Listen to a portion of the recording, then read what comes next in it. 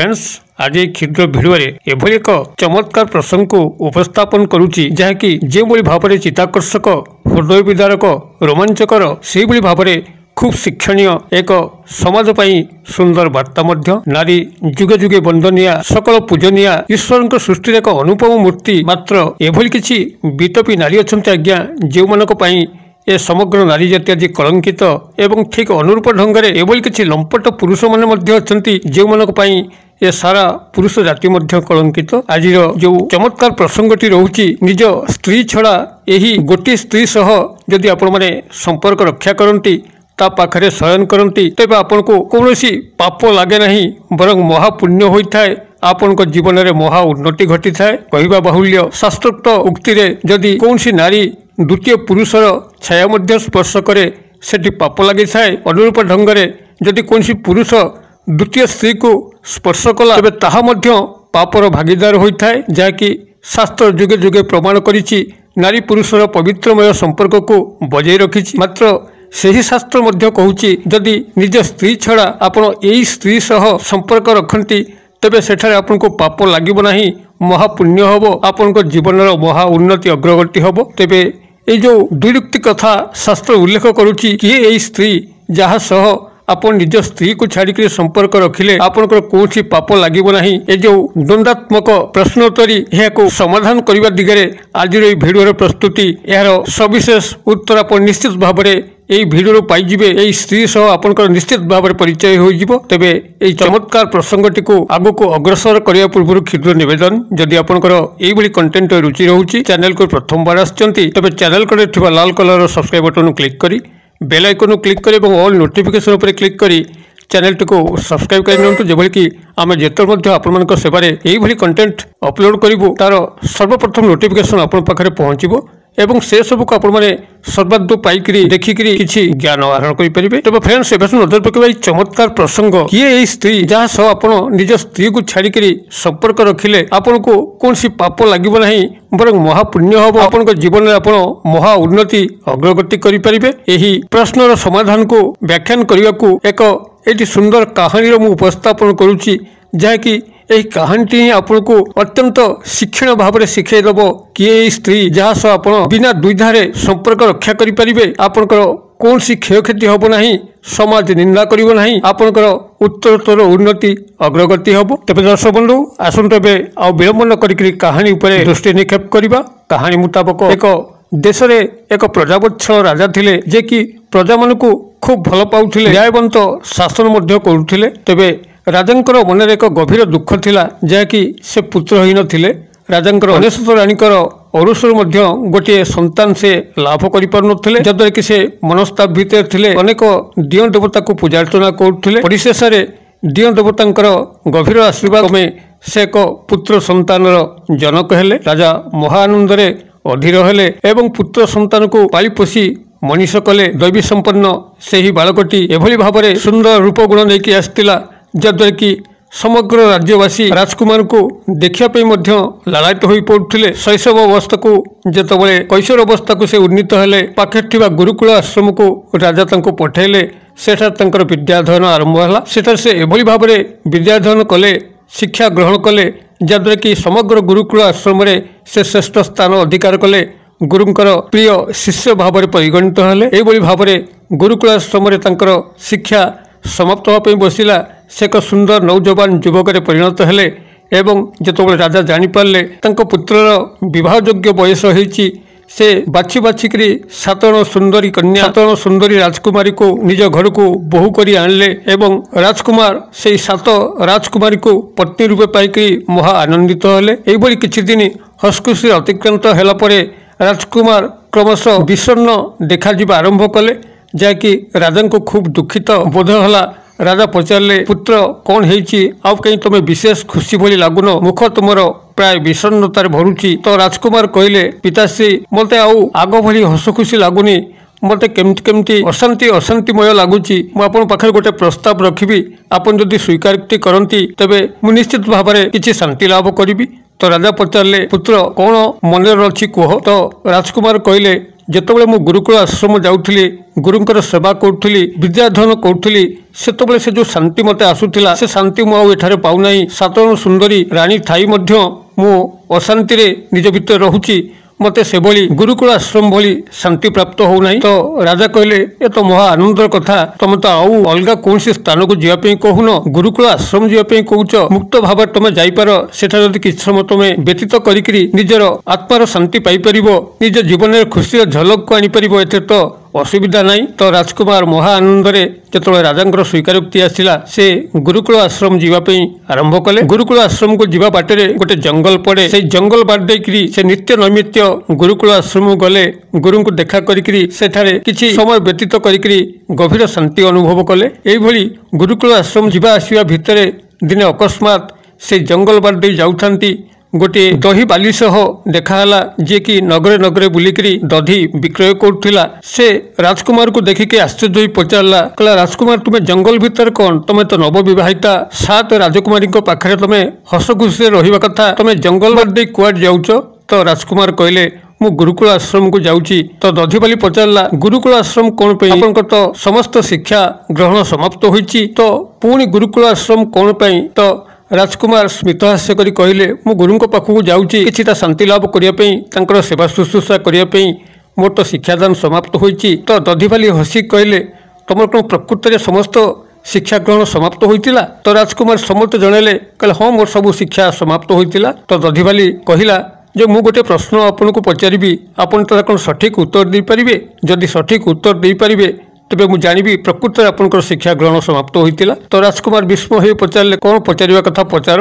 ତ ଦଧିବାଲି ରାଜକୁମାରକୁ ପଚାରିଲା, ଯଦି ତମର ସମସ୍ତ ଶିକ୍ଷା ଗୁରୁକୁଳ ଆଶ୍ରମରେ ସମାପ୍ତ ହୋଇଛି, ତ ଏହି ପ୍ରଶ୍ନର ଉତ୍ତର ଦିଅ, କ୍ରିୟା ଚରିତ୍ର କାହାକୁ କୁହାଯାଏ? ରାଜକୁମାର ବଡ଼ ସଂଶୟ ସନ୍ଦେହ ଭିତରେ ପଡ଼ିଗଲେ ଯେ ପ୍ରକୃତରେ କ୍ରିୟା ଚରିତ୍ର କ'ଣ ସେ ମଧ୍ୟ ଜାଣନ୍ତି ନାହିଁ। ତ ଯେତେବେଳେ ତାଙ୍କଠାରୁ ନାସ୍ତିକ ବାଣୀ ଶୁଣିଲା ଦଧିବାଲି ହସିକିରି କହିଲା, ମୁଁ ଏଇଥିପାଇଁ ପଚାରୁଥିଲି ଯେ ତମର ସମସ୍ତ ଶିକ୍ଷା ସମାପ୍ତ ହୋଇଛି କି ନାହିଁ। ତମ ଉପରେ ଗୁରୁ ଛଳ କରିଛନ୍ତି, କ୍ରିୟା ଚରିତ୍ର ବିଷୟରେ ଶିକ୍ଷା ପ୍ରଦାନ କରିନାହାନ୍ତି। ତ ସେଉଠୁ ରାଜକୁମାର ବଡ଼ କ୍ରୋଧିତ ଲାଗିଲେ, ଅଶାନ୍ତିମୟ ଲାଗିଲେ। ସେଉଠୁ ସିଧା ଗୁରୁକୁଳ ଆଶ୍ରମ ଯାଇକିରି କ୍ରୋଧିତ ଭଙ୍ଗରେ ଗୁରୁଙ୍କୁ ପ୍ରଣାମ କଲେ। ତ ଗୁରୁ ତାଙ୍କର କ୍ରୋଧିତ ରୂପକୁ ଦର୍ଶନ କରିକି ପଚାରିଲେ, ହେ ରାଜକୁମାର, ତୁମେ ତ ସବୁଦିନ ଶାନ୍ତଶିଷ୍ଟ ମୂର୍ତ୍ତିରେ ଆସ, ମୋ ପାଖରେ ଏକ ଅନୁଡ଼ା ଶିଷ୍ୟ ଭାବରେ ଉଦ୍ଭାସିତ ହୁଅ, ମାତ୍ର ଆଜି ତୁମର ଇଏ କି ଉଗ୍ର ରୂପ, କ'ଣ ହେଇଛି, କାହିଁକି ଏତେ ବଡ଼ କ୍ରୋଧ? ତ ରାଜକୁମାର କହିଲେ, ଗୁରୁଦେବ, ଆପଣ ମୋ ପ୍ରତି ଅନ୍ୟାୟ କରିଛନ୍ତି, ମୋତେ ଶିକ୍ଷା ଗ୍ରହଣ ବେଳେ ପାତର ଅନ୍ତର କରିଛନ୍ତି, ମୋତେ ଗୋଟିଏ ବିଷୟକୁ ଆପଣ ଶିକ୍ଷାଦାନ ନ ଦେଇକରି ମୋର ଶିକ୍ଷାକୁ ଅଧୁରା ରଖିଛନ୍ତି। ତ ଗୁରୁଦେବ କହିଲେ, ନାଇଁ, ସେଭଳି କୌଣସି ଭୁଲ ମୁଁ କରିନାହିଁ, ଯାହା ଶିକ୍ଷା ପ୍ରଦାନ କରିବା କଥା ସମସ୍ତ ଶିକ୍ଷା ତୁମକୁ ପ୍ରଦାନ କରିଛି। ତ କେଉଁ ବିଷୟ ପ୍ରସଙ୍ଗ ଯାହାକି ତୁମ ମନରେ ଏବେ ମଧ୍ୟ ଅଛି, ତୁମକୁ ଲାଗୁଛି କି ମୋର ଶିକ୍ଷା ପ୍ରଦାନ ତୁମକୁ ଅଧୁରା ରହିଛି, ତମେ ପ୍ରସଙ୍ଗଟିକୁ ଉପସ୍ଥାପନ କର। ତ ରାଜକୁମାର କହିଲେ, ଗୁରୁଦେବ, ଆପଣ ମୋତେ ସମସ୍ତ ବିଷୟରେ ଶିକ୍ଷା ପ୍ରଦାନ କରିଛନ୍ତି, ମାତ୍ର କ୍ରିୟା ଚରିତ୍ର କାହାକୁ କହନ୍ତି ଏକଥା ତ ଶିକ୍ଷାଦାନ କରିନାହାନ୍ତି। ତ ଗୁରୁଦେବ ହଠାତ୍ ଆଶ୍ଚର୍ଯ୍ୟ ହେଲେ, କହିଲେ, ଏ ପ୍ରସଙ୍ଗ ତମର ମନ ମସ୍ତିଷ୍କ ଭିତରେ କିଏ ପ୍ରବେଶ କରାଇଲା? ଏ ତ ବଡ଼ ଗମ୍ଭୀର ପ୍ରସଙ୍ଗ ଏବଂ ଭାରି ଜଘନ୍ୟ ପ୍ରସଙ୍ଗ ମଧ୍ୟ। ଏହା ଯେକୌଣସି ବ୍ୟକ୍ତିର ଜୀବନ ଉପରକୁ ମହା ବିପଦ ଆଣିପାରେ, ତାର ମୃତ୍ୟୁ ମଧ୍ୟ ହୋଇପାରେ। এই କ୍ରିୟା ଚରିତ୍ର କଥା ତମେ କେଉଁଠୁ ଜାଣିବାକୁ ପାଇଲ? ତ ରାଜକୁମାର ନଛୋଡ଼ ବନ୍ଧା କହିଲେ, ନା, ମୋତେ କ୍ରିୟା ଚରିତ୍ର ଶିଖିବାର ହିଁ ଅଛି, ମୋତେ ଆପଣ ଏ ଶିକ୍ଷା ପ୍ରଦାନ କରନ୍ତୁ। ତ ଗୁରୁଦେବ ଅନ୍ୟାନ୍ୟ ଉପାୟ ହେଇକରି କହିଲେ, ଠିକ୍ ଅଛି, ଯଦି ତମେ କ୍ରିୟା ଚରିତ୍ର କ'ଣ ଜାଣିବା ପାଇଁ ଚାହୁଁଛ, ତମକୁ ଆମ ଆଶ୍ରମରେ ଯେଉଁ ଆଳତୀ ସମୟ ରହୁଛି, ରାତ୍ର ସମୟ, ସେହି ସମୟରେ ହିଁ କାରବାର ହେବା ପାଇଁ ପଡ଼ିବ। ଏବଂ ଯଦି ତା ଭିତରେ କିଛି ମୋର ଜୀବନ ପ୍ରତି ବିପଦ ଆସିଲା, এই ଜଡ଼ିବୁଟି କିଛି ମୁଁ ତୁମକୁ ପ୍ରଦାନ କରୁଛି, ଏହାକୁ ତୁମେ ତୁମର କାନ ପାଖରେ ଖୋସିଦେବ ଏବଂ ଇଷ୍ଟଦେବଙ୍କୁ ସ୍ମରଣ କରିବ, ଯାହାଦ୍ୱାରା କି ସେହି ସମୟରେ ତୁମେ ଅଦୃଶ୍ୟ ହୋଇଯିବ କିମ୍ବା ଯେକୌଣସି ଜୀବଜନ୍ତୁର ରୂପ ଧାରଣ କରିପାରିବ। ତ ରାଜକୁମାର ଆଶ୍ଚର୍ଯ୍ୟ ହୋଇଗଲେ, କ'ଣ ପ୍ରକୃତରେ ଏହି କ୍ରିୟା ଚରିତ୍ର ଯାହା ମୋ ନିଜ ଜୀବନକୁ ମଧ୍ୟ ବିପନ୍ନ କରିଦେବ ଏବଂ ମୋତେ ବଞ୍ଚାଇବା ପାଇଁ ଗୁରୁଦେବ ଏହିଭଳି ଭାବରେ ଜଡ଼ିବୁଟି ଦେଉଛନ୍ତି ଏବଂ ଇଷ୍ଟଦେବଙ୍କୁ ସ୍ମରଣ କରିକିରି ଅଦୃଶ୍ୟ ଏବଂ ଅନ୍ୟ ଜୀବଜନ୍ତୁଙ୍କର ରୂପ ନେବା ପାଇଁ ମଧ୍ୟ ଆଶୀର୍ବାଦ କରୁଛନ୍ତି। ତ ସେ ଯାହା ହଉ, ରାଜକୁମାର ଜଡ଼ିବୁଟିକୁ ଗ୍ରହଣ କଲେ ଏବଂ ଗୁରୁଙ୍କ ଠାରୁ ଦୀକ୍ଷିତ ଇଷ୍ଟଦେବଙ୍କର ମନ୍ତ୍ର ମଧ୍ୟ ଗ୍ରହଣ କଲେ, ଯାହାଦ୍ୱାରା କି ଏଭଳି ଯଦି କିଛି ସଙ୍ଗୀନ ସମୟ ଆସେ, ଯେଉଁ ସମୟରେ କି ସେ ଅଦୃଶ୍ୟ ହୋଇଯିବେ କିମ୍ବା ଅନ୍ୟ ଜୀବଜନ୍ତୁ ପଶୁପକ୍ଷୀଙ୍କର ରୂପ ଧାରଣ କରିକିରି ନିଜ ଜୀବନକୁ ବଞ୍ଚାଇ ପାରିବେ। ଏହିଭଳି ଭାବରେ ସେଠାରୁ ଗ୍ରହଣ କଲା ପରେ ରାଜପ୍ରସାଦକୁ ଫେରିବା ପାଇଁ ମନସ୍କ କଲେ। ସେ ଜଙ୍ଗଲ ବାଟ ଦେଇକି ଆସିଲେ। ଜଙ୍ଗଲ ବାଟ ଦେଇକି ଆସନ୍ତେ ଆକସ୍ମିକ ଭାବରେ ଜଙ୍ଗଲ ମଝିରେ ଏକ ଚମତ୍କାର ଦୃଶ୍ୟକୁ ସେ ଦେଖିଲେ, ଯାହାକି ତାଙ୍କ ଆଖି ଖୁସି ହୋଇଗଲା। ଗୋଟିଏ ସ୍ତ୍ରୀର ଛାୟା आस्ते आस्ते तांको आगे कनकन होकर पड़ी जाऊे तो राजकुमार तांको तनकी तनकी देखिले ये क्यों स्त्री एते निघंच जंगल भितर ए रात्र समय तांको आगबाट देकरी कुआडे चली जाउची तो ताको तन तन करी देखते से देखा पाइले कहले अरे अरे ये तो सही दधिवाली जे कि मते त्रिया चरित्र कौन शिखा गुरुदेव पाखक परोक्ष भाव में प्रेरित करिछि। तबे ये जंगल भितर एत रात्रि समय दधिवाली जाउची कुआडे एहाकु पश्चात दाभन कले निश्चित भाव में ए प्रसंग मु जानि परिबि एई दधिवालीर एई निघंच जंगल रे एत रात्रि रे कार्य करूची मात्र एहाकु एई रूपरे अनुसरण करिबा हेतु मो पई असुविधा सृष्टि करि पारे जेहेतु ए देशर भविष्यत राजा मु एवं गोटे स्त्री पछरे धावमान होबा यह शोभनीय नुहे। तेणुक इष्टदेव को सुमरण करी से जड़ीटी को कान पाखे खोसिकी से अदृश्य हो गले एवं अदृश्य भाव में से दधिवालीर पिछा कले तो जहाँ सी लक्ष्य कले पाद तलू माटी खसीगला से ही दधिवालीटी से जंगल मध्य एक तांत्रिक रोहुटाए तांत्रिक पाखक ही से दधिवाली गला। दधिवाली को तांत्रिक देखिकी महाक्रोधित होला कहला तुम आज एत विलंबर कहीं आसिल मु तुमको केबेठार अपेक्षा करिछि। मात्र दधिवाली कहला मोर पिला छुआ संसार अच्छी स्वामी मध्य अच्छी स्वामी मद्यप ताहा मध्य तुम जान स्वामी आज मद्य खाइके आसिकी डेरी रे गृह रे पहुँचिले यथारीति खाई पी शुआई देकरी मु तुम पाखक आसी तुमको मु भल पाए तमे मोर अंतर प्राण तुम पाखक न आसिले मु तो रही पारिबि नहीं अतबे आसिली मात्र विलंबर आसिली तुम एत क्रोधित हुओ नहीं। मात्र तांत्रिक शुणिले नहीं कहले तुमको मु केते बेलु ही अपेक्षा करिछि तुमर एत विलंबर आसवा मो पे असह्य होउची। तो दधिवाली कहला एथिरे मु कौन करि परिबि मु पिला छुआ स्वामी संसार को बुझे सुझेकरी थय कला पर तो ही आसबि ना। तो तांत्रिक कहले जदि तुम एवं मोर प्रेम संपर्क भितर तुम स्वामी अंतराय होउची गोटे परामर्श दउची करि परिबो। तो दधिवाली कहला मु तुम पे सब किछि करि परिबि कौन करिबि मते कुह। तो तांत्रिक एक छुरी धरे देले दधिवाली हाथ में कहले ए छुरी टिके नेकी जाओ तुम स्वामी मुंड गंडी को डिगड़ करी काटिकी तार कटा मुंड मो पाखक आनिबो जद्वारा कि मुझे जानीपारि प्रकृत तुम भल पाउच मते तुम छाड़िकी रही पार ना। तो दधिवाली तांत्रिक हस्तरू छुरीटी को लेकर सीधा गृह को गला एवं स्वामी जो शोईला तार मुंड गंडी को डिगड़ करी कटा मुंड को लेकिन तांत्रिक पाखे हाजर है। तो तांत्रिक जो देखला सतरे दधिवाली ही तार स्वामीर गंडी मुंड को डिगड़ कर काटी देछि सेउटू से दधिवाली को भर्त्सना करने लगिला कहला तुम गोटे बाह्य पुरुष पे कि तुम निज स्वामीर मुंड को काटिकी मो पाखक आनीपार तुम क्यों भली विटपी स्त्री मुझे जानीपारुची तुम कहीं मत हत्या न कर कौन कारण सकाशे मु तुम चरित्र को संपूर्ण भाव में पठन कर सारे तुम मो पाखे किसी काम ना तुम एठारू प्रस्थान कर यह कहीकि भर्त्सना करके विताड़ित कले। दधिवालीटी अण उपाय होकर जो देखला आउ किसी उपाय ना से कड़े मो स्वामी को मारी देछि तांत्रिक एवं तांत्रिक मोर चरित्र को सह्य करि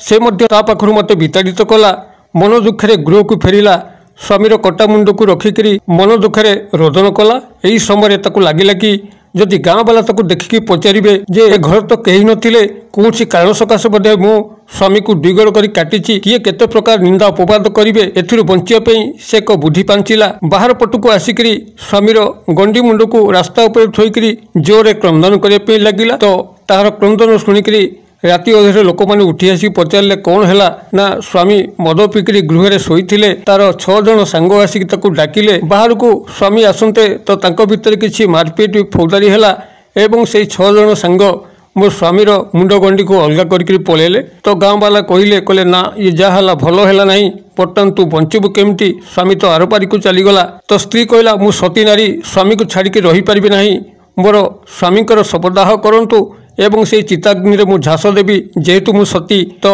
स्वामीर शवदाह समय ए स्त्री को लेकर जबरदस्त से निआरे पकेले एवं से जली पड़ी छटपट होकर मला एवं जो मरीगला तार आत्मा जिते तार शरीर बाहरिकी शून्य को गला से ही शून्य को जीवा समय से राजकुमार को देखी पाला जे कि सेठारे अदृश्य रूपे थे ए समस्त विषय को लक्ष्य करुले। तो सेठी दधिवाली कहला राजकुमार तमें एवं यही पाखापाखि अच्छ। तो राजकुमार कहले मु अदृश्य भाव में क्रिया चरित्र कौन जानापी चेष्टा करुली एवं जहाँ सब देखिली प्रकृति तू केड़े छलनामयी विटपी नारी मु जानीपारि। तेज दधिवाली से हसी हसी कहला किसी तुम जानीपारन जीवन में एभली किसी पद आसन रही जहाँ देखिकी ग्रहण करा हुए तापरे बसिया को कई निर्देश देले सेठी बसिबा आम पे असुविधा होता है। तो राजकुमार पुनर्बार किसी बुझीपारे ना जो भाव तार मुखरू स्त्रिया चरित्र कौन बुझीपार नथिले से भाव से जो आसन कथा कहला जे एभली किछि आसन अच्छी जो आसन उपर बसिबा कि ही आमको ठीक नुहे तो यह मध्य तांका पाखरे एक प्रश्नवाची होईगला। तो से किछि बुझंतु किबा न बुझंतु से दधिबाली को अदृश्य रूप से कहले जा जा तू जो प्रकार नारी मु जानी तोर कथार कौन सी मूल्य नहीं तू तो बाटे जा मु मो बाटे अच्छी। तो राजकुमार निजर अदृश्य स्तर दृश्यमान स्तर को आसिले एवं राजप्रसाद को प्रत्यावर्तन कले। यही भाव में राजकुमार पुनर्बार जावासवा करुथांती। दिने संध्या समय से गुरुकुल आश्रम को जाउथांती एवं गुरुकुल आश्रम पूजा आरती सारिकी पुनर्बार गृह को फेरुथांती। तो से जंगल मध्य पुनर्बार एक दृश्य को से आश्चर्यचकित ढंग से आविष्कार कले जे 7 जण सुंदरी रमणी से ही जंगल मध्य कनकन होकर पुनराय कुआडे पलि जाउछंती। तो जो भाव में दधिबाली जाउथिला से भाव में ये 7 जण सुंदरी तरुणी को मध्य राजकुमार अनुसरण कले। पाखापाखि हुए से आश्चर्य हो गले कहले अरे अरे ये तो यही 7 जो सुंदरी रमणी स्त्री देखा ये तो मोर निजर धर्मपत्नी जहाँ सागर मोर परिणय घटी सारी तबे मोर स्त्री माने मो बिना अनुमति मते न पचारिकी जंगल मध्य कुआड़ को जाउचंती। तो तांको अनुसरण करते देखा पाइले से तांत्रिक पाखक ही जाउचंती जोठी की दधिबाली जाउथला एवं जेतबेले से 7 राजकुमार 7 धर्मपत्नी तांत्रिक पाखक जाउथिले सेतिबेले राजकुमार से ही जड़ीबूटी सहायता एवं इष्टदेव मंत्र सहायता से एक सुंदर सौम्यकांति बालक रूप से उद्भासित हेले जहाँकि से 7 जण धर्मपत्नी तांको देखि पारिकी लोभान्वित हेले कहले सुंदर बालकटी ए जंगल मध्य कौन करुच्ची जदि यहाँ आम ये छाड़ी देकी जीवु तो यहाँ बाघ भालू हाथी कई आर विनष्ट करदे बाघ भालू मैंने खाईदे। तो यहाँ सांगे नहीं गले असुविधा कौन अच्छी तांत्रिक पाखे ये रहते आम 7 जण आम धंदाबुट्टी तांत्रिक पाखे सारिकी जो फेरिया आपको राजउवास को नहीं जा रखा भारी गुलगुलिया पिलाटी होती। तो यह कहीकि से बालक जी कि राजकुमार पुनरूप से धरिकी तांत्रिक पाखु जाते तांत्रिक पिलाटी को ठीक कले ये पिलाटी को कहीं आनल ये पिलाटी आमर कार्यक्रम में अंतराय कर। तो 7 जण राणी कहले ना ये छोट पिलाटे कौन सी आमर काम को जानी तो ये थाऊ आम आपण कम सरला पुनर्बार को राजउवास को नहीं जीवु काले जंगल में कौन बाघ भालू खाई जाता आम ताको सांगे नहीं आसिलु भारी सुंदर पिलाटे होची। तो तांत्रिक कहला ठीक अच्छी चेला को निर्देश देला यह नहीं से जो आसन गड्डी पड़ी तापर यह बसई दियो एवं राणी मान मो पाखक आण। तो चेला जो राजकुमार को लेकर से आसन गड्डी पाक गला से अदृश्य रूप से दधिबाली जो कही तार मृत्यु समय जे जेते मध्य आसन अच्छी सबू आसन को ग्रहण करने अनुचित। तो सेठी राजकुमार को मन पड़गला चेलाटी जो से ही आसन उपर बसई देकरी राणी मान को लेकर तांत्रिक पाखु जाइए से राजकुमार जे कि बालक रूप से अच्छा जिते आसन गड्डी को टेकीदे देखिले ता भर एक महा गर्त लंबी जाठार अनेक पुरुषर कंकाल रही दुष्ट प्रपीड़ित आत्मा माने ता भर अच्छा जड़े पुरुषर आत्मा कहला हे राजन तुम्हें एठा को जो आसीच महा भूल कर तुमर राणी मान तो एठारे परोक्ष प्रीति लिप्त अच्छा तांत्रिक सह तुम एठा को आसीच तुम जीवन को महा विपन्न कर तुम एठा को खसिया को बाट ना जो भाव में आम ये दर्शाई तुमको मध्य मारिकी यही गर्त भितर तांत्रिक निक्षेप कर। तो राजकुमार यह शुणिकी तांकर मथा बिगड़ी गला कहली कि मुझे कि भूल कली मु कहीं सांगे बालक रूप धरिकी आसिली किभली इठार प्रस्थान करी। तो यही भाव में से गद्दी छाड़ी ठिया गले कहले से दधिबाली ठीक कहूला सबू आसन ग्रहण समस्त पाखे शुभंकर हो न थाए। तो एठारे मु बसिया फल ए विषय जानीपारि। तो सेठा उठिकी से तत्तर प्रस्थान करने समय अस्तव्यस्त समय तांकर कान पाखु से जड़ीटी तले को उठी खसी पड़ा एवं से बालक आकस्मिक भाव में राजकुमार परिणत हेले एवं तांकर रूप परिवर्तन तांत्रिक एवं से 7 राणी को आश्चर्य कला। तांत्रिक तुरंत कहले अरे अरे ये राजकुमार ये केमती आसिले। तो राणी मैंने आश्चर्य हो गले राजकुमार को धरिया चाहिए मात्र राजकुमार जीवन विकल सेठारु खसीगले। राणी मैंने एथर निश्चित हो गले आउ बंचार कौन ठिकाना नहीं। राजकुमार जेहेतु से जानीपारचंती तांकर राणी मानकर ए प्रकार आचरण से 7 राणी को मृत्यु दंड दे पारती। तो एथर रक्षापी तांत्रिक परामर्श लोड़िले तांत्रिक गोटे बाट पटेले कहले तुम मैंने जो 7 राणी अच्छ सबुठारु से सान राणी को ही बेसी पसंद करती। तो समस्ते मन दुखे जाओ तांको क्षमा प्रार्थना करिवो एवं सभा सान राणी को से 7 गोटी अभिमंत्रित लवंग देले एवं किछि मंत्र शिक्षादान कले कहले जेतेबेले तमे क्षमा मागिब एही परिस्थिति को आयत्त करने चेष्टा करिब एवं राजकुमार को भोजन परसिब। जेतबे राजकुमार को क्षमा करि सारिथिबे एवं भोजन ग्रहण करथिबे तांकर भोजन समय तमे तांको कानरे एही मंत्रटी को फुंकी देकरी एही 7 लवंग तांकर मस्तक रे गुंजी दब जद्वारा कि से एक छागल रूप धारण करिवे एवं छागल रूप धारण करते तमे 7 राणी से छागल को काबू करिकरी मो पाखु नहीं आसीबो मु एठारे ताकू बलि दे देबी जद्वारा कि राजकुमार चिरदिन मृत्युवरण करेंगे एवं यापर तुम 7 जन एवं मु मिसिकी चित्त विनोदन करवा एथिरे आमको कहीं अंतराय होबे नहीं। तो 7 राजकुमारी जे कि राजकुमार 7 धर्मपत्नी से ही दुष्ट तांत्रिक कथार 7 अभिमंत्रित लवंग को आनिले एवं मंत्रटी को शिखिकी आसिले। से राजप्रसाद पहुंचला बेलू राजकुमार खूब क्रोधित भाव थांती। तो एमाने क्षमा प्रार्थना कले कहले आमर भूल होमको ये गोटे थर क्षमा कर दिंतु आम से तांत्रिक पाखक जीवनी कि तुमको न कहीकि कौन स्थान को गमन करूँ ना। तो राजकुमार कहले ठीक अच्छे मनीष मात्रके तो भूल थाए मुझे तुमको क्षमा कर दूची एभली भूल तुम द्वितीय बार करना। यह कहीकि राजकुमार निज मन को बुझेले एवं राजकुमारी मानकर आतिथ्य ग्रहण कले भोजन परसिले सानराणी। तो जिते सानराणी भोजन परसुले से समय से दुष्टतांत्रिक जहाँ कही राजकुमार कानरे मंत्रटी को पढ़िक 7 अभिमंत्रित लवंग को राजकुमार मस्तक रखीदे से छागल हो। तो अनुरूप से ही छलना कम से सानराणी राजकुमार कला जो भाव से राजकुमार कानरे यही मंत्रोक्त उच्चारण मन मन करी 7टी लवंग राजकुमार मस्तक उपर रखीदी।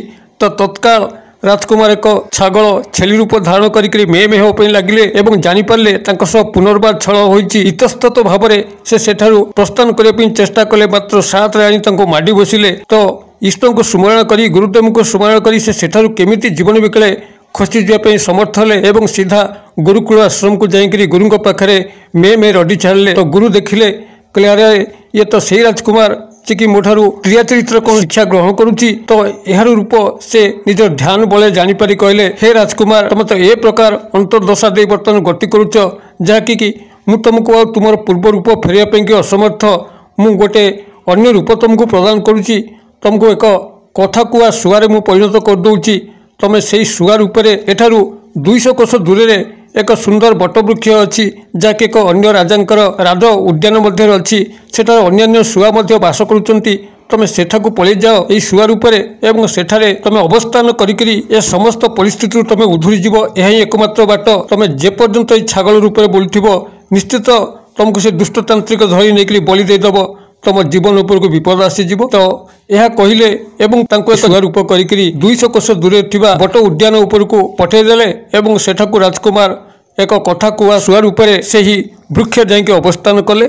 सेठारे अन्य शुआ थिले से माने राजकुमार को स्वागत कले एवं तांकर गुण चातुर्य देखिक एक विशेष आसन देले एवं से समस्त सेठी नेतृत्व नेले। तो जेतबेले से जाइके से बटवृक्ष उपर थांती राजकुमारी से 7 राणी जेतबेले राजकुमार को पाइले नहीं दुष्टतांत्रिक षड़ापन्न हेले।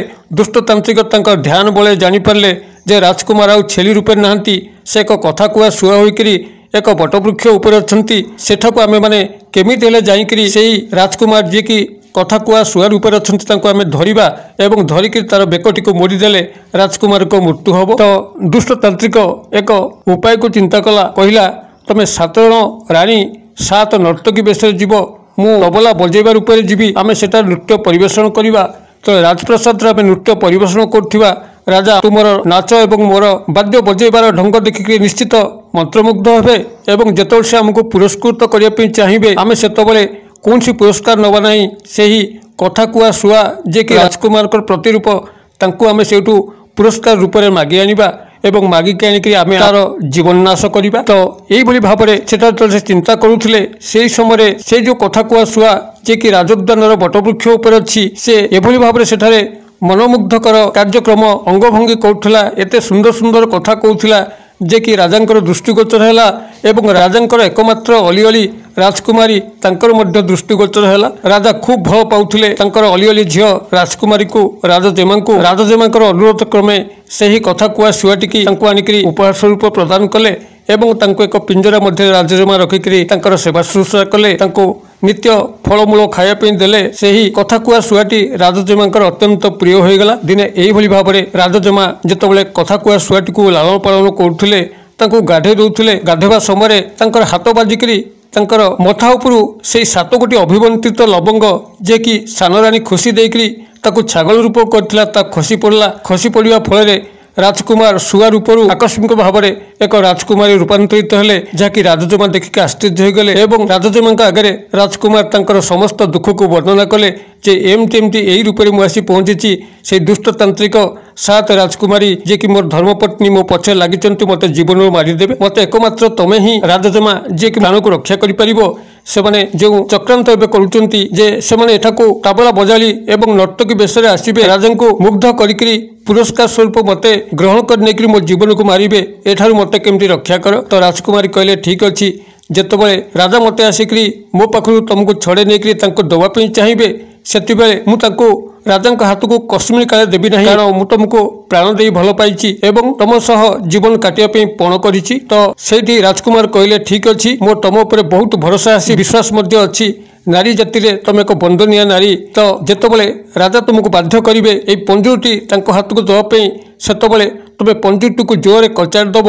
କଚାଡ଼ି ଦେବା ଫଳରେ ପଞ୍ଜୁରୀର ଦ୍ୱାର ଉନ୍ମୁକ୍ତ ହେବ। ମୁଁ ସେଠାରୁ ଉଡ଼ିକିରି ପଳେଇଯିବି ଏବଂ ମୋର ଜୀବନକୁ ରକ୍ଷା କରିବି। ତ ଠିକ୍ ଯେଉଁଭଳି ଭାବରେ କଳ୍ପନା ଜଳ୍ପନା ଚାଲିଥିଲା, ସେହି ଅନୁଯାୟୀ ସେହି ଦୁଷ୍ଟତାନ୍ତ୍ରିକ ଏବଂ ରାଣୀମାନେ ଆସିଲେ, ସେଠାରେ ନୃତ୍ୟ ପରିବେଷଣ କଲେ ଏବଂ ଯେତେବେଳେ ରାଜା ତାଙ୍କୁ ପୁରସ୍କାର ଦେବା ପାଇଁ ଚାହିଁଲେ, ଦୁଷ୍ଟତାନ୍ତ୍ରିକ ରାଣୀମାନେ ମିଶିକରି ଏହି କଥା କୁହା ଶୁଆକୁ ପୁରସ୍କାର ରୂପରେ ଚାହିଁଲେ ଏବଂ ଯେତେବେଳେ ରାଜା ଯାଇକରି ରାଜଜେମାଙ୍କୁ ବାଧ୍ୟ କରନ୍ତେ, ତ ରାଜଜେମା ପୂର୍ବ କଥା ଅନୁଯାୟୀ ଦେବା ପାଇଁ ରାଜି ହେଲେ ନାହିଁ ଏବଂ ଯେତେବେଳେ ନିହାତି ସେଭଳି ବାଧ୍ୟବାଧକତା ପରିସ୍ଥିତି ଆସିଲା, ରାଜକୁମାରୀ ସେହି ପଞ୍ଜୁରୀଟିକୁ ଆଣିକି ସେଇଠି କଚାଡ଼ି ଦେଲେ ଏବଂ ରାଜକୁମାର ଯିଏକି ଶୁଆ ରୂପରେ ଅଛନ୍ତି ସେ ପଞ୍ଜୁରୀରୁ ବାହାରିକରି ଉନ୍ମୁକ୍ତ ଆକାଶକୁ ଉଡ଼ିଯିବା ପାଇଁ ଲାଗିଲେ ଏବଂ ଏହା ଯେତେବେଳେ ଦୁଷ୍ଟତାନ୍ତ୍ରିକ ଦେଖିଲା ଯେ ତାଙ୍କର ଶିକାରଟି ଆଗରେ ଉଡ଼ି ଉଡ଼ି ଯାଉଛି, ତ ଆକସ୍ମିକ ଭାବରେ ଦୁଷ୍ଟତାନ୍ତ୍ରିକ ସେଇଠି ଏକ ଚିଲ ଛଞ୍ଚାଣର ରୂପ ନେଲା ଏବଂ ସେହି ରାଜକୁମାର ଯିଏକି ଶୁଆ ରୂପରେ ଉଡ଼ି ଉଡ଼ିକି ଯାଉଛନ୍ତି ତାଙ୍କୁ ଅନୁଧାବନ କଲା, ଯାଇକରି ରାଜକୁମାରଙ୍କ ପ୍ରାଣକୁ ନାଶିବା ପାଇଁ ବସିଲା। ତ ଏହି ସମୟରେ ଶୁଆଟି ଆଗେ ଆଗେ ଉଡ଼ି ଉଡ଼ିକି ଯାଉଥାଏ, ତା ପଛକୁ ଦୁଷ୍ଟତାନ୍ତ୍ରିକ ଚିଲ ଛଞ୍ଚାଣ ରୂପ ନେଇକି ଉଡ଼ି ଉଡ଼ିକି ଯାଉଥାନ୍ତି। ଯେତେବେଳେ ରାଜାଙ୍କର ପୁଷ୍କରିଣୀ ପାଖାପାଖି ହେଲା, ସେହି ସମୟରେ ଯେତେବେଳେ ରାଜକୁମାର ଯିଏ ଶୁଆ ରୂପରେ ଅଛନ୍ତି ଦେଖିବାକୁ ପାଇଲେ ଯେ ଚିଲଟି ଆସିକରି ପାଖାପାଖି ହୋଇଗଲାଣି, ନିଶ୍ଚିତ ରୂପରେ ବର୍ତ୍ତମାନ ଦୁଷ୍ଟତାନ୍ତ୍ରିକ ଚିଲ ରୂପରେ ଅଛି, ମୋତେ ତ ମାରିଦେବ।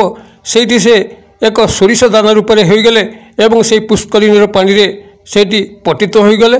ଏହା ଦେଖିକରି ଚିଲ ମଧ୍ୟ ଝାମ୍ପ ମାରିଲା ସେହି ସୋରିଷ ଦାନା ଉପରକୁ, ଯିଏକି ରାଜକୁମାରଙ୍କ ପ୍ରତିରୂପ, ମାତ୍ର ଏଭଳି ଭାବରେ ଝାମ୍ପ ମାରିଲା ଯେ କି ତାର ତ ଦୁଷ୍ଟ ବୁଦ୍ଧି ସବୁବେଳେ ଈଶ୍ୱରଙ୍କର ଆଶୀର୍ବାଦ ତା ଉପରେ ନାହିଁ। ସେହି ପୁଷ୍କରିଣୀରେ ଥିବା ପଙ୍କ ଏବଂ ପାଣି ଉପରେ ସମ୍ପୂର୍ଣ୍ଣ ନିମ୍ନଜିତ ହୋଇକରି ଏଭଳି ଅଣନିଶ୍ୱାସୀ ହେଲା, ଯାହାଦ୍ୱାରା କି ସେହି ସୋରିଷ ଦାନାଟିକୁ ଯିଏକି ରାଜକୁମାରଙ୍କର ପ୍ରତିରୂପ, ତାକୁ ଖୋଜି ଖୋଜିକରି ତାର ପ୍ରାଣ ନାଶ ହୋଇଗଲା। ଯେତେବେଳେ ସୋରିଷ ରୂପରେ ଥାଇକରି ରାଜକୁମାର ଦେଖିଲେ ଯେ ତାନ୍ତ୍ରିକ ପତାର ମରିସାରିଛି, ତ ସେଇଠି ସୋରିଷ ରୂପରୁ ସେ ପୁନର୍ବାର ଶୁଆ ରୂପରେ ହେଇକରି ରାଜପ୍ରସାଦକୁ ପୁନର୍ବାର ପ୍ରତ୍ୟାବର୍ତ୍ତନ କଲା ଏବଂ ରାଜଜେମା ସେହି ଶୁଆଟିକୁ ନେଇକରି ରାଜାଙ୍କ ପାଖକୁ ଗଲେ। ସେଠାରେ କଥା କୁହା ଶୁଆଟି ତାର ଜୀବନର ସମସ୍ତ ଦୁଃଖ କାହାଣୀକୁ ବର୍ଣ୍ଣନା କରନ୍ତେ ଗୁରୁଦମ୍ବକୁ ସ୍ମରଣ କରିକରି ନିଜର ରୂପକୁ ପରିବର୍ତ୍ତନ କରିକରି ସେଇଠି ପୁନର୍ବାର ଏକ ରାଜକୁମାରରେ ଉଦ୍ଭାସିତ ହେଲେ। ରାଜା ଦେଖିକି ଆଚମ୍ବିତ ହେଲେ, ତାଙ୍କର ସମସ୍ତ ଦୁଃଖ କାହାଣୀ ଶୁଣିକିରି ସେ ନିଜ ରାଜଜେମାଙ୍କୁ ତାଙ୍କ ସହିତ ବିବାହ କରାଇଲେ ଏବଂ ସେ ଯେଉଁ 7 ଜଣ ଧର୍ମପତ୍ନୀ ରାଜକୁମାରୀଙ୍କ ତାଙ୍କୁ ନିଜର ବନ୍ଦୀଶାଳାରେ ନିକ୍ଷେପ କରିକରି ଦଣ୍ଡ ବିଧାନ କଲେ। ତ ଏହି ହେଉଛି ଦର୍ଶକ ବନ୍ଧୁ ଏହି କାହାଣୀର ସମସ୍ତ ପୃଷ୍ଠଭୂମି, ସମସ୍ତ ଚମତ୍କାରିତା, ସମସ୍ତ ରୋମାଞ୍ଚକର ଅନୁଭୂତି। ଏଇଠୁ ଆପଣମାନେ ନିଶ୍ଚିତ ଭାବରେ ଏବେ ଜାଣିପାରିଥିବେ ଇଏ କେଉଁ ସ୍ତ୍ରୀ, ଯେଉଁ ସ୍ତ୍ରୀ ସହ ଆପଣଙ୍କର ଶୟନ କଲେ କୌଣସି ପାପ ହୁଏନି ବରଂ ପୁଣ୍ୟ ହୋଇଥାଏ। ନିଜ ସ୍ତ୍ରୀକୁ ଛାଡ଼ିକରି ଏହି ସ୍ତ୍ରୀ ସହ ଆପଣ ନିଜର ଜୀବନଯାପନ କରିପାରିବେ, ଯାହାକି ଶାସ୍ତ୍ରୋକ୍ତ ପ୍ରମାଣ ଦେଉଛି। ଏହି ସ୍ତ୍ରୀଟି ଆଜ୍ଞା ହେଉଛି ଏହି ରାଜକୁମାରୀ, ଯିଏକି ଏହି ରାଜକୁମାରଙ୍କ ଜୀବନକୁ ସମସ୍ତ ବାଜି ଲଗେଇକରି ବଞ୍ଚେଇଲା। ମାତ୍ର ସେହି ସ୍ଥାନରେ এই ଯେଉଁ 7 ଜଣ ସ୍ତ୍ରୀ ରହିଲେ ବିଟୋପି ସ୍ତ୍ରୀ, ଯିଏକି ରାଜକୁମାରଙ୍କର ପୂର୍ବରୁ ଧର୍ମପତ୍ନୀ ଥିଲେ, ସେଇମାନଙ୍କ ପାଇଁ ରାଜକୁମାରଙ୍କ ଜୀବନର ବିପଥଗାମୀ ହୋଇଥିଲା। ତେଣୁ ଯଦି କୌଣସି ପୁରୁଷ ଏଇଭଳି ବିଟୋପି ସ୍ତ୍ରୀ ହାବୁଡ଼ରେ ପଡ଼େ, ଯାହାଦ୍ୱାରା କି ତାର ଜୀବନ ଉପରକୁ ବାରମ୍ବାର ବିପଦ ଆସେ, ତାର ଉନ୍ନତି ହେବା ପରିବର୍ତ୍ତେ ଅବନତି ଆସିଥାଏ, ତ ଏଭଳି ସ୍ଥଳେ ଯଦି କୌଣସି ସ୍ତ୍ରୀ ସହ ତାର ଦେଖା ହେଉଛି ଯିଏକି ତାକୁ ପ୍ରାଣ ଭରି ଭଲ ପାଉଛି, ତାର ଜୀବନର ଉତ୍ତରୋତ୍ତର ଉନ୍ନତି ଏବଂ ପ୍ରଗତି କରି ଚାଲିଛି, ସେଭଳି ସ୍ତ୍ରୀ ସହ ତାର ମିଳାମିଶା ସମ୍ପର୍କ ଆଦୌ ଦୋଷାବହ ନୁହେଁ। ଯେହେତୁ ସେହି ପୁରୁଷର ଉନ୍ନତି ସେହି ସ୍ତ୍ରୀ ପାଖରେ ହିଁ ନିହିତ ଅଛି, ମାତ୍ର ତାର ଯେ ପତ୍ନୀ ଯିଏକି ସଦାସର୍ବଦା ତାର ଅମଙ୍ଗଳ କରୁଛି, କ୍ଷତି କରୁଛି, ତାର ବିଟୋପି କଳଙ୍କିତ ଚରିତ୍ର ଦୋଷରୁ ସମଗ୍ର ନାରୀ ଜାତିକୁ କଳଙ୍କିତ କରୁଛି, ଏଭଳି ସ୍ତ୍ରୀ ସହ रहिबा अपेक्षा बरং एई उत्तरोत्तर उन्नति करुवा मंगलदायी नारीर प्रकृत मृत्युमंत रूप पाखे रहीकि निज जीवन को धन्य कले कौन प्रकार असुविधा पाप नाई बोलिकी शास्त्रोक्त प्रमाण करुच्ची। तेबे कहानीर एही पृष्ठभूमि उपरे आपनकर मतामत मध्य स्वागत योग्य। जदि भिडियोटी भल लगुଥାଏ तबे निश्चित भाव में यह गोटे हृदय लाइक करेंगे और यही सुंदर वार्ताटी को समस्त पाखु शेयर करी एक सुस्थ समाज गठन दिगरे आपण प्रति हेबे। भिडियो क्षुद्र परिसर मध्यरु मते एरिया विदाय दियंतु। पुणी आपण सह देखा हबो आउ एई भली एक शिक्षणीय भिडियो रे। से पर्यंत दर्शक बंधु आपण समस्ते मंगलमय कृपारु भले थांतु रहूची।